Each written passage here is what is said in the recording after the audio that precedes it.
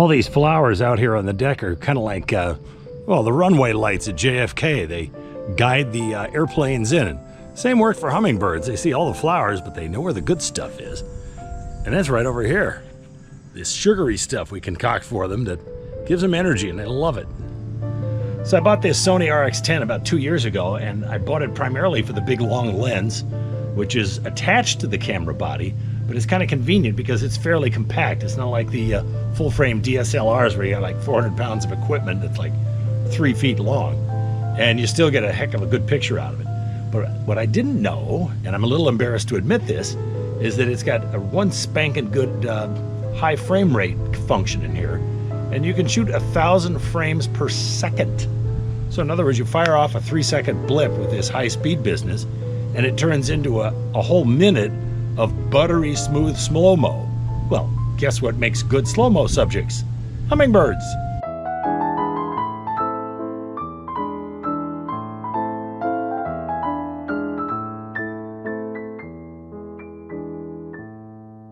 I did some math and frame counting, and I figured out that they do a full forward and back cycle of their wings in about 1/100th of a second. Even shooting at 1,000 frames per second and then reducing it to 30 frames per second still leaves the wings looking a bit blurry. So let's slow it down a little bit more to say 2,000 frames per second. Okay, one last leap off the technological cliff. Let's slow things down to an effective 5,000 frames per second, displayed to you at 30 frames per second. Now I know this math is getting a little confusing, but let's just say this is going really slow. And I'm getting tired just watching these birds. And this is only 3 seconds of time in the real world.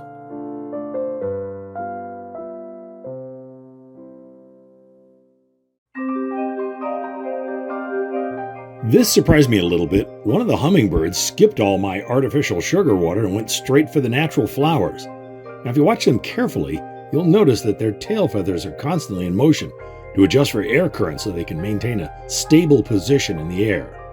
Now something even more interesting is about to happen. This hummingbird is going to come under attack from another bird, and they're very territorial.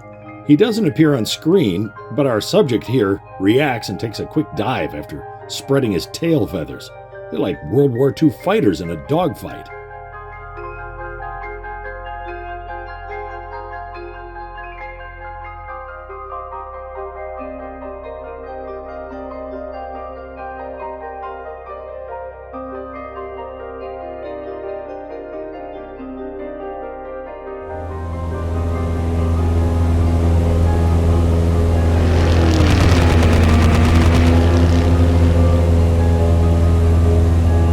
What did I tell you? Those hummingbirds can be tough on each other. Here's another interesting aspect of hummingbirds you may not have noticed unless we slowed the video down. We all know they've got these long beaks to be able to penetrate flowers or hummingbird feeders, but they also have really long tongues hiding inside that long beak. This guy is probably just tasting all of that nice sugary water we left out for them all over again. Well, I've added yet another component to my arsenal of cameras. It's a game camera. These are pretty common nowadays, and you can get them for under $100. And the video quality isn't too bad. In fact, they can see in the dark. So you put it out on a tree, pick it up the next morning, and see what wandered through the neighborhood. So the first thing I got was this 6-point buck taking a leisurely walk through my yard in broad daylight. The deer around here are pretty relaxed. The next day, I set the camera up out by the horseshoe pit in the woods, and you'll notice there's a fawn out in the distance just standing there looking around. Suddenly, Bambi gets the urge to run and takes off like a rocket. But while the game camera is a lot of fun, you don't really have to be that sneaky about deer in this neighborhood.